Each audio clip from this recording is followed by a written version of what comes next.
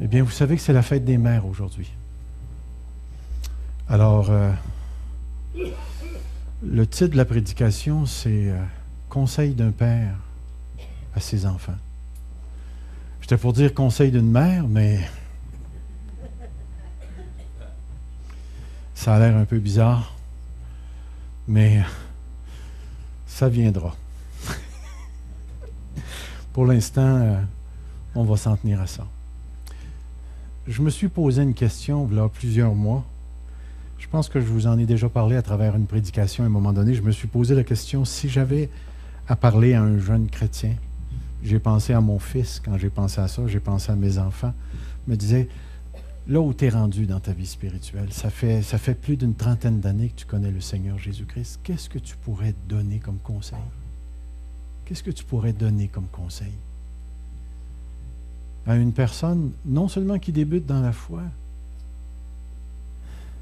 mais je me suis rendu compte que les conseils donnés peuvent s'adresser à n'importe quelle personne rendue à un certain point dans son cheminement de vie, dans sa relation avec Dieu. Et je me suis rendu compte que les conseils que je vais vous donner ce matin ou que je vais partager avec vous, ce sont ceux que j'aimerais avoir reçus lorsque j'ai commencé ma vie spirituelle, à l'âge de 19 ans, où j'étais encore un jeune blanc-bec qui entrait dans l'Église de Dieu et qui, pour la première fois, savait qu'il s'en allait au ciel. Alors, comment je commence ça ce matin? Mais ça commence comme ceci. Ça commence par l'histoire de deux jeunes qui sont à l'école, sont dans la même classe. Un est très intelligent, l'autre a beaucoup de misère à l'école. Ces deux jeunes-là restent dans le même bloc appartement, sur le même étage, et les appartements de ces deux familles sont collés l'une à côté de l'autre. Alors, un certain soir après l'école, les jeunes apportent leur bulletin à la maison. Puis, celui qui avait toujours les meilleures notes à l'école, qui était un premier de classe, eh bien, son père, il rouvre la porte de l'appartement, puis il se met sur le bord de la porte pour commencer à louanger son fils, pour s'assurer que tout le monde sur l'étage l'entende donner la louange à son fils. L'autre petit gars qui avait bien de la misère à l'école, bien de la misère à l'école. Son père entendait l'autre louanger son fils, puis son père s'est mis en colère, puis il s'est mis à l'abaisser en le traitant de niaiseux, puis de sans dessin, puis lui dire « Quand est-ce que tu vas avoir des bonnes notes? » Alors vous comprenez le jeune. Il s'est mis à pleurer. Et entre deux gros sanglots, le jeune dit, au moins lui, il a eu la chance de naître d'un père intelligent.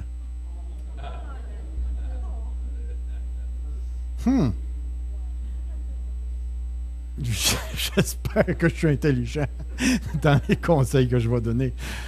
Mais l'intelligence spirituelle, c'est pas la même chose. C'est pas la même chose. Mais si ce matin je pouvais parler à mon garçon, l'asseoir en face de moi, voici le premier conseil que je lui donnerais.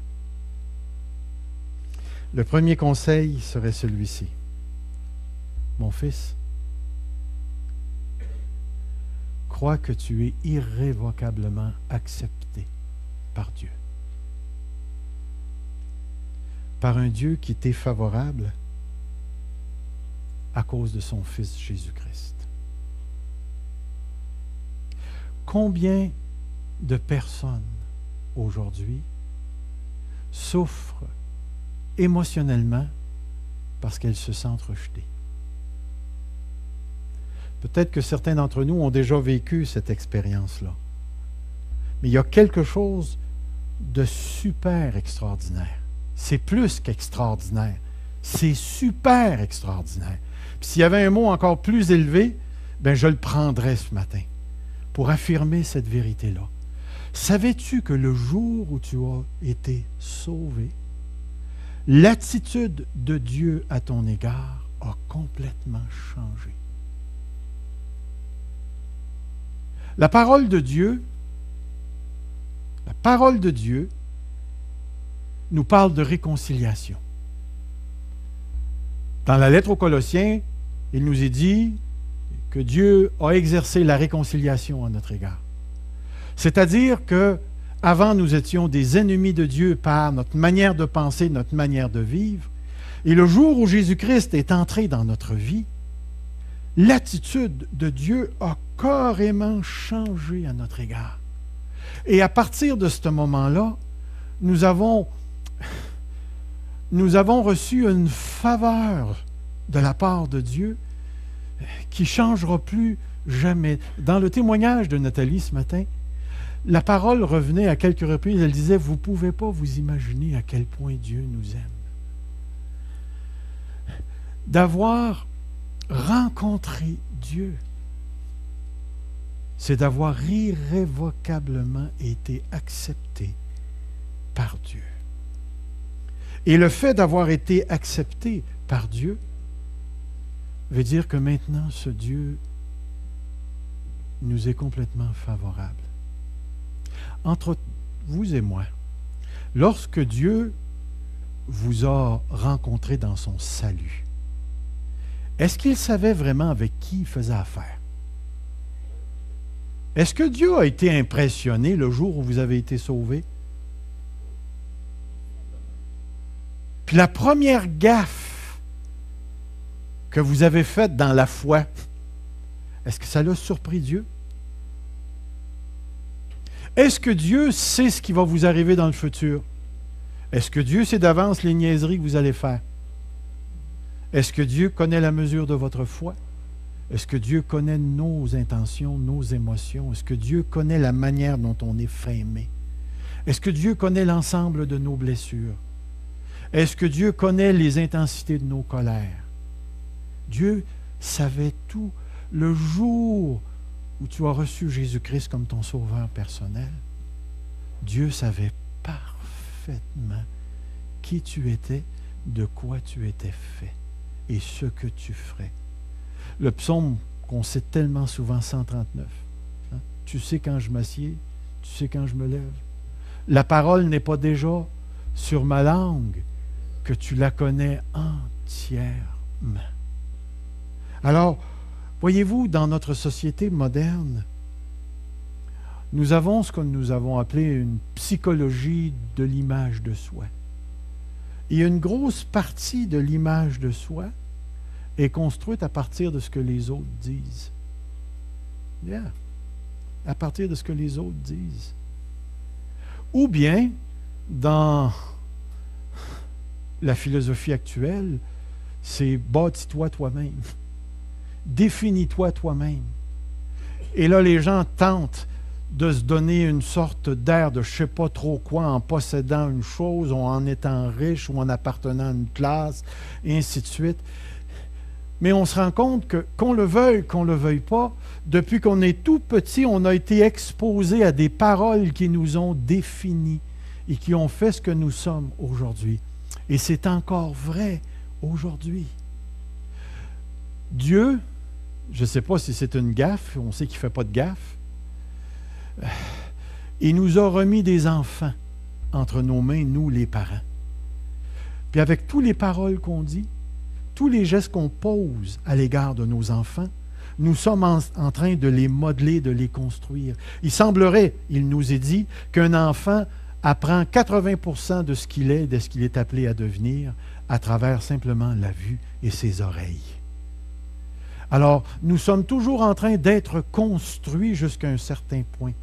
Si Dieu a donné un tel pouvoir à la langue humaine de nommer des choses et de fabriquer des caractères et des destinées, pouvez-vous vous imaginer lorsqu'une personne humaine a pris l'autorité sur un autre être humain et lui dit « Toi, tu es ça ». Et pendant tout le temps de son adolescence et de sa vie d'adulte, la personne travaille pour essayer de rencontrer la parole qui a été dite. Il y a encore des gens, même si les parents sont décédés, essaient encore de satisfaire ce que leurs parents leur ont dit. Et dans la plupart des cas, c'est presque tout le temps négatif. Si la parole humaine a une telle importance et a un tel poids dans la vie des êtres humains. Pouvez-vous vous imaginer lorsque la plus grande voix qui existe, celle qui est au-dessus de toute chose et qui fait toute chose, lorsque cette voix-là se manifeste et te dit « Je t'aime, je t'accepte, irrévocablement, tu es à moi. » Et même j'ai fait plus. J'ai mis mon sceau sur toi. J'ai placé en toi les arts de l'esprit. Le premier dépôt. Et Dieu va encore plus loin que ça. Parce que dans la lettre aux Éphésiens, autour du verset 14, nous sommes appelés l'acquis de Dieu, la possession de Dieu. Dieu nous aime tellement, écoutez bien ce que je vais dire, Dieu nous aime tellement qu'il est prêt à te tuer pour te garder. Que son corps soit livré à Satan, pour que son âme soit sauvée au jour du Seigneur. Des versets qui sont terriblement bouleversants quand tu les lis. Mais tu peux voir à l'intérieur du verset celui qui s'est attaché à toi et qui t'a attaché à lui. Nul ne les ravira de ma main. L'amour de Dieu, c'est quelque chose de tout à fait extraordinaire. C'est tellement puissant que tout ce que toi-même tu peux penser à propos de toi-même ne sera jamais assez grand pour annuler la parole que Dieu a prononcée à ton égard. La seule chose qu'il faut, c'est que tu le crois.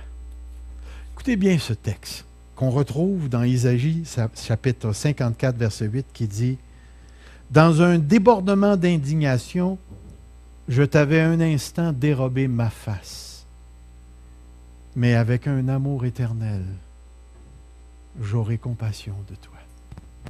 J'aurai compassion de toi. » Dans Jérémie 31, 3, il est écrit « De loin l'Éternel se montre à moi.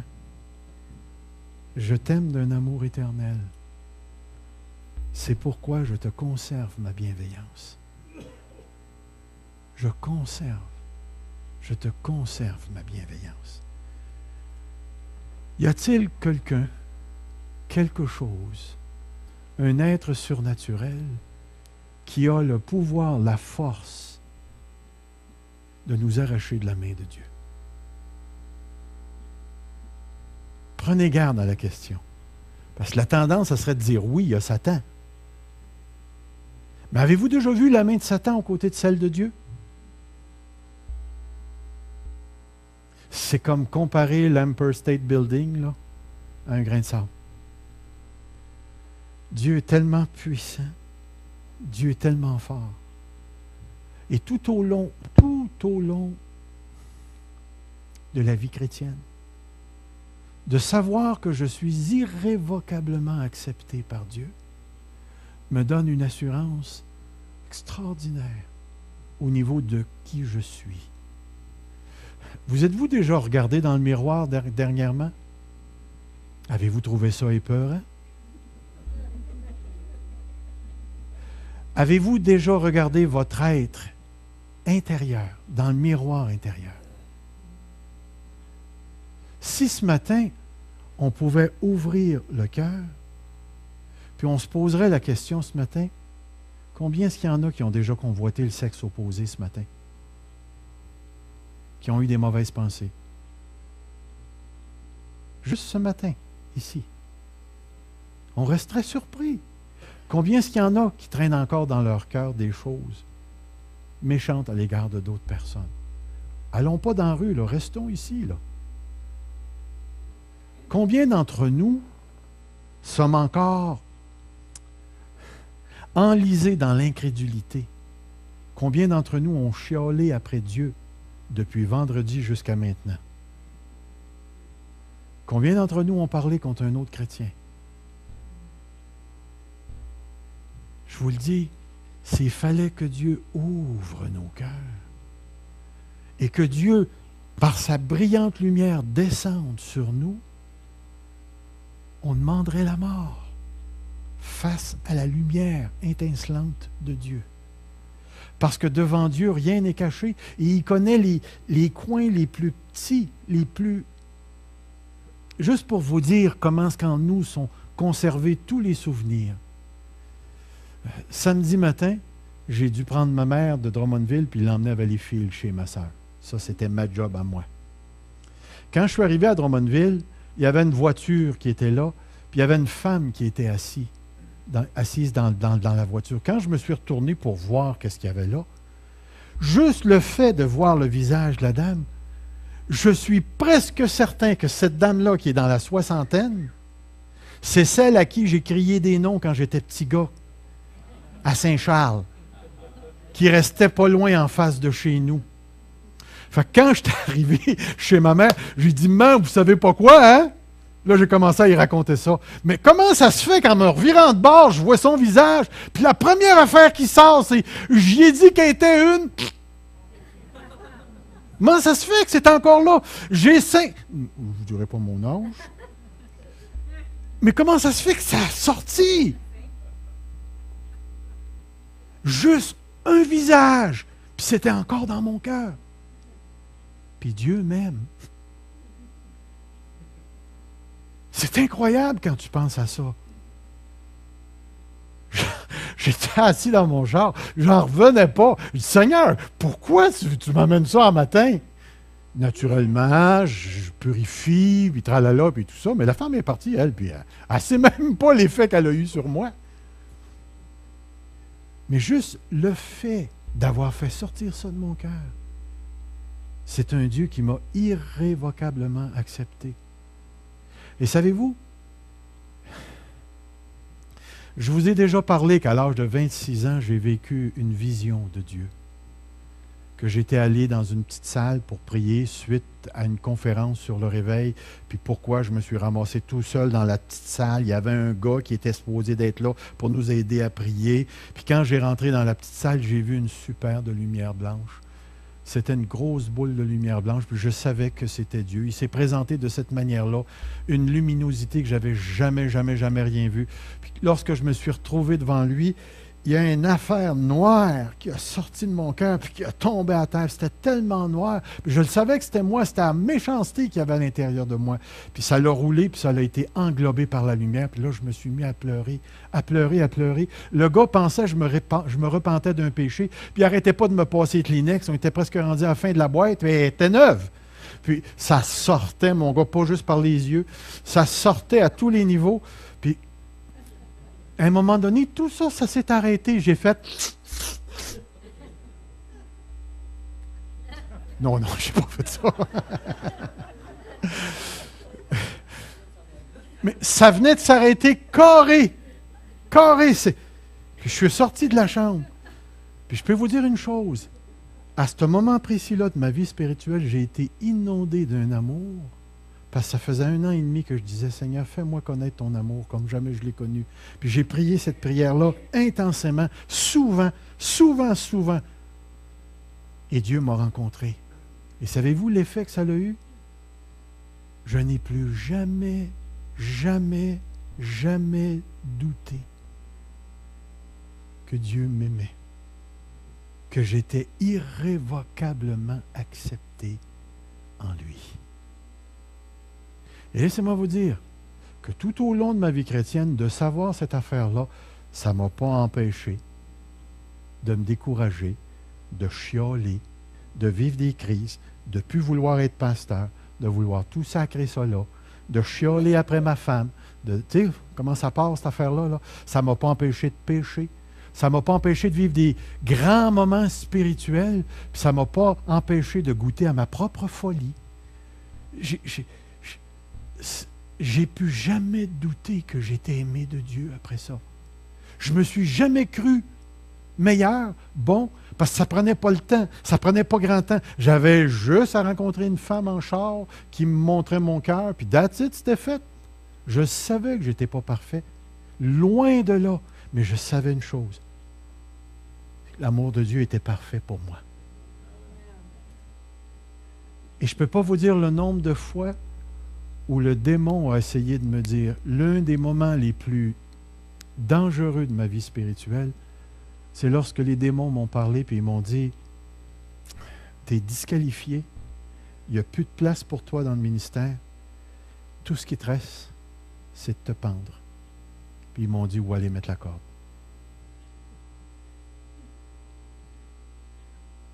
Et laissez-moi vous dire que même dans ce moment-là, j'ai été complètement déboussolé. C'était une expérience que je vous souhaite pas. Mais même dans ce moment-là, j'ai jamais douté que j'étais aimé et accepté par mon Dieu. Puis pourtant, j'étais pas beau à voir, ni en dedans, ni en dehors. S'il y a une chose que je peux t'encourager à faire, c'est crois. Crois. Crois. Crois que Dieu t'a réellement accepté. Que tu ne pourras pas faire la pire des affaires et tu ne pourras pas être le plus grand des saints. Son amour a été déterminé par Jésus-Christ notre Seigneur et non pas sur la base de ce que tu as fait ou tu n'as pas fait. Quand Jésus-Christ est mort à la croix, il y avait quelque chose de bien plus grand que le péché de l'être humain qui était à la croix. Il y avait quelque chose de surhumain qui était crucifié et qui a ressuscité. Et c'est à cause de Jésus que le Père s'est personnellement engagé à mon égard. Et c'est pourquoi, très tôt là, dans ma vie spirituelle, j'ai cru que j'étais accepté en Dieu, non pas sur ma base personnelle, mais sur la base d'un autre, et qu'à cause de l'autre, Dieu ne reviendra plus jamais en arrière à mon égard. Les moments les plus difficiles de ma vie n'ont jamais enlevé cette conviction intérieure. Je ne sais pas où vous en êtes ce matin. C'est certain que je ne pourrai pas passer à travers tous les conseils que je voulais donner, mais il y a toujours la semaine prochaine. Je ne sais pas où vous en êtes ce matin, mais c'est important ce matin que vous réalisiez cette vérité-là. Je demande à Dieu ce matin de nous visiter à ce niveau-là. Moi, je ne suis pas capable de vous faire accepter que vous êtes accepté. Je n'ai pas ce pouvoir-là. Tout ce que je peux faire, c'est de vous dire que vous l'êtes si vous êtes en Jésus-Christ. Maintenant, si tu choisis de t'abaisser, tu choisis de t'auto-critiquer, tu choisis de t'envoyer un message tellement négatif, c'est ton affaire. Mais ça ne changera rien. Mais je vais te dire autre chose, par exemple. Choisir de croire que je suis irrévocablement accepté en Dieu apporte une paix qui va au-delà des émotions. Ce n'est pas émotionnel, c'est existentiel. Ça s'installe à l'intérieur de nous et ça produit le fond sur lequel on vit notre vie spirituelle. Ici, là, à partir d'ici, là, en montant, là, ça peut être fou, cette affaire-là, c'est effrayant. Ça peut être perturbé et perturbant. Mais si vous descendez dans le fond de mon être, vous allez voir une tranquillité qui n'est pas de ce monde. Vous allez voir une paix que Jésus donne qui n'est pas de ce monde. Puis cette paix-là, là, elle ne dépend pas de moi. Elle n'est pas soumise à mes états d'âme. Elle ne dépend pas de mon faire ou de mon pas faire. Elle dépend de ce qu'un autre a fait. Une fois pour toutes. Où es-tu? Crois-tu ce matin que tu es irrévocablement... Vous savez ce que le mot irrévocable veut dire? Ça ne s'efface plus, là. Tu es accepté en Dieu. Accepté en Dieu. Et aucun être humain et aucun être surnaturel n'a le pouvoir de faire changer l'attitude de Dieu. la prise de position de Dieu. Et c'est tellement puissant, cette vérité-là, que Dieu nous dit dans la lettre aux Hébreux, chapitre 6, sur deux choses qu'il est impossible pour Dieu de mentir, qui est la promesse et le serment. Promesse qu'il a faite à Abraham de bénir toutes les nations et le serment qu'il a fait lorsqu'Abraham a dû marcher entre tous les animaux qu'il avait coupés et que le feu avait passé pour tout prendre. Dieu s'est engagé par deux choses, le serment et la promesse. Et ce matin, il dit à l'assemblée de la parole de Dieu, « Je t'aime d'un amour éternel. » Et les moments où tu te verras dans les plus grands temps de faiblesse humaine, lorsque tu te découvriras dans les plus grands moments de maladie de ta vie, où ton corps sera putréfiant, même si tu arrives là, où tu seras dans la plus grande état de faiblesse, ou si tu avais à vivre la plus grande humiliation qu'il est possible de vivre ici-bas sur cette terre, Dieu te dira toujours, je t'aime. D'un amour éternel, tu es mon fils, tu es ma fille. En Jésus-Christ, je t'ai irrévocablement accepté. Le crois-tu? Le crois-tu? Crois-le. Et laisse l'Esprit de Dieu imprégner cette vérité-là dans le plus profond de ton cœur. Tu es accepté auprès de Dieu. Je suis grand-père. J'ai une petite fille qui vient de commencer à marcher. Elle a juste à dire au grand-père, j'ai besoin de bottines. Eh mon ami, je vais acheter ça à la caisse. Dieu est encore plus amoureux que moi. Je t'aime d'un amour éternel. Seigneur notre Dieu, nous courbons nos cœurs devant toi ce matin.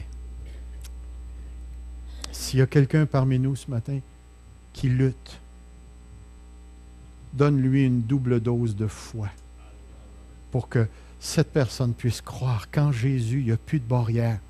Il n'y a maintenant aucune condamnation pour ceux qui sont en Jésus-Christ.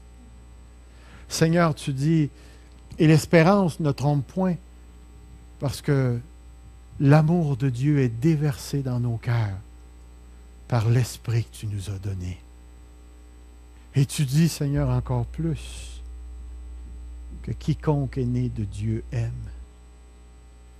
Seigneur, ton amour en nous est la garantie que nous sommes reçus. Toi-même, tu nous le dis, approchons-nous de lui. Toi-même, tu le dis, venez à moi. Tu le dis dans Jacques que si nous demandons quelque chose, nous le demandons au Dieu qui donne sans reproche, sans juger. Seigneur notre Dieu, comme un enfant, on s'approche de toi ce matin. Et Seigneur, en terminant, en ton nom, j'aimerais bénir l'assemblée de la parole de Dieu. Fais couler la bénédiction, Seigneur. Fais lever ta face sur cette assemblée. Que ta lumière brille sur cette assemblée. Remplis les cœurs de l'assemblée de la parole de Dieu, de l'amour de Dieu.